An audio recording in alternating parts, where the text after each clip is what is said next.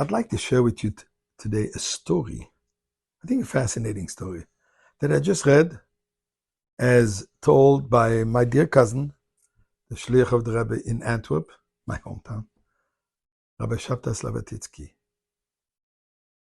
You're going to appreciate the story, so stay with us. But before we that, we have an old story, a relationship with God, for whom we have to say thank you for all the miracles.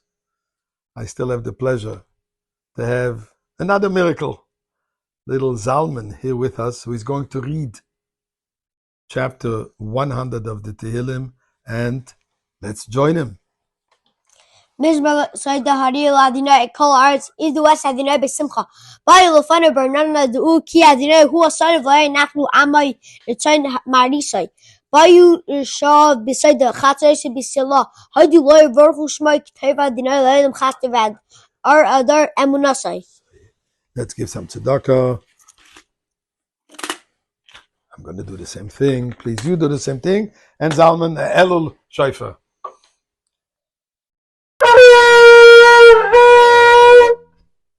Goodness, kids. Wow. Time to hear the Shaifa of Mashiach. So here is the story.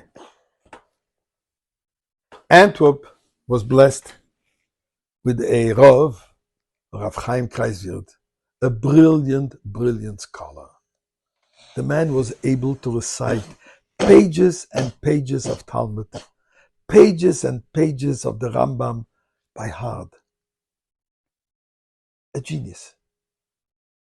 He was also an extremely charitable individual.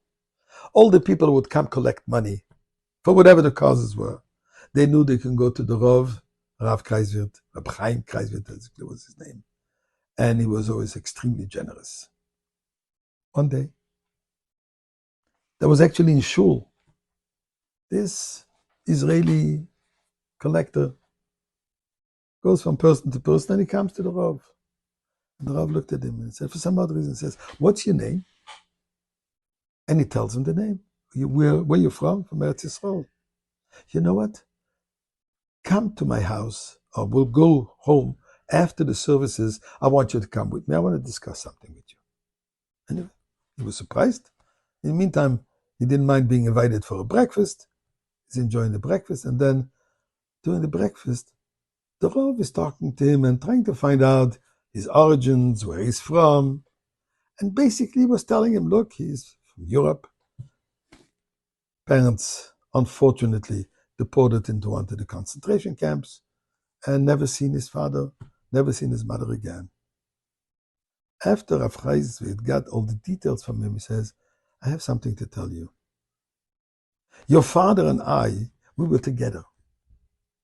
And at one point, during the deportation, we were separated. Just before being separated, your father told me, let me share with you banking information of Switzerland, where I have a fortune of money put away. And if ever you meet my son, please make sure you give him the details of what I'm sharing with you now. Now, Rav Kreis will bring the brilliant man, the phenomenal memory. He recorded in his memory the account number, the bank, the codes, everything that was necessary to be able to ascertain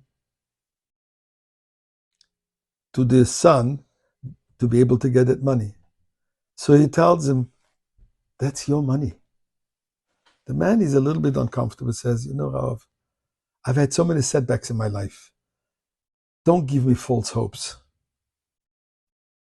Chaim Kreiswirt tells him, it's not a false hope. Take down all this information, and with all that, you go to Switzerland, to this and this bank, and you should be able to retrieve this inheritance that belongs to you.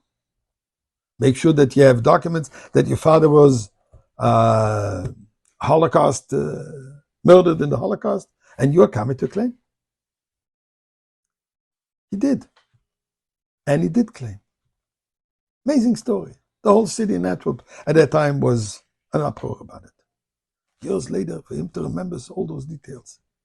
But how fitting this is for the month of Elul. We have a tremendous inheritance. We have tremendous wealth. God is giving us so much potential, so many mitzvahs, so many opportunities. And we may be sometimes not even aware of what we have. So the king comes into the field, comes the month of Elul and tells us, Kinderlach, go get your inheritance, claim your inheritance. And when we claim this, we're getting the whole account, the whole wealth. And there is nothing more valuable than Moshiach today.